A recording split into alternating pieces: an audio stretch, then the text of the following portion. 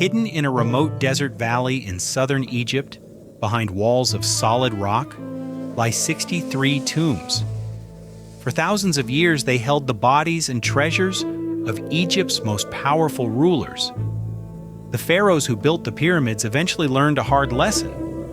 Pyramids were giant advertisements for tomb robbers, so they abandoned the pyramids and chose to hide their dead in a secret valley instead.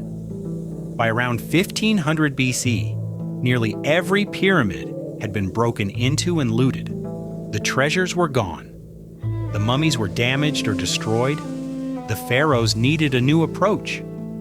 Instead of building monuments that pointed straight at their treasure, they decided to hide their tombs deep underground, carved into the rock of a remote valley. The valley they chose was perfect. It was surrounded by steep limestone cliffs on all sides. There was only one way in and one way out. The rock above was hundreds of meters thick, and above it all, the highest peak in the area formed a natural pyramid shape, as if the mountain itself was guarding the dead below. The tombs were engineering marvels. Workers carved long tunnels deep into the limestone, sometimes descending over 100 meters into the earth.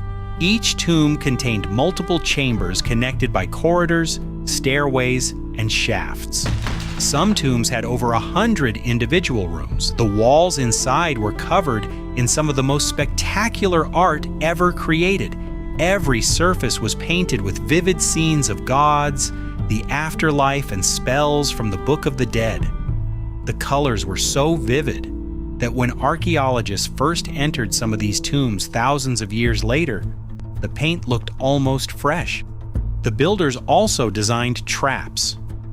Deep shafts were cut into the floors of corridors, creating pits that would swallow anyone walking in the dark.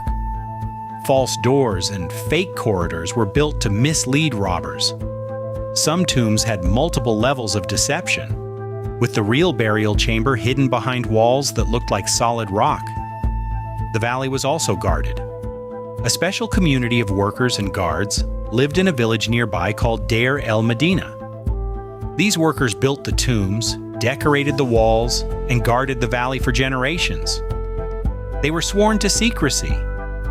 Their village was isolated from the rest of Egypt to prevent information from leaking out. But despite all of this, it didn't work. Within a few hundred years, nearly every tomb in the valley had been robbed. The robbers were often the very workers who had built the tombs. They knew exactly where the treasure was hidden. Ancient records describe trials of tomb robbers who confessed under questioning. But one tomb survived almost untouched. In 1922, archaeologist Howard Carter discovered the tomb of Tutankhamun, a minor pharaoh who died young. The tomb was packed with over 5,000 objects, golden shrines, chariots, jewelry, furniture, and the famous golden death mask. It had been buried under rubble from the construction of a later tomb, which accidentally sealed it from robbers for over 3,000 years. If this is what survived in the tomb of a minor pharaoh, imagine what must have been buried with the great ones: Ramesses II, Thutmose III, Hatshepsut. All of their treasures are gone, taken by robbers thousands of years ago. What we found in Tutankhamun's tomb is likely just a fraction of what once existed. For over 500 years, the greatest rulers of ancient Egypt were carried into this valley and laid to rest beneath hundreds of meters of solid rock. They built false walls, dug deep shafts, posted guards, and swore workers to secrecy. They did everything they could to protect their dead for eternity.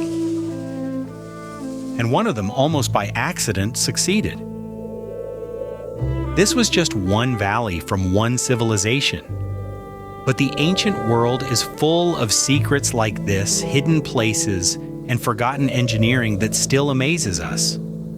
Next time on Lost Genius, we'll uncover another lost breakthrough the world forgot. Subscribe so you don't miss it.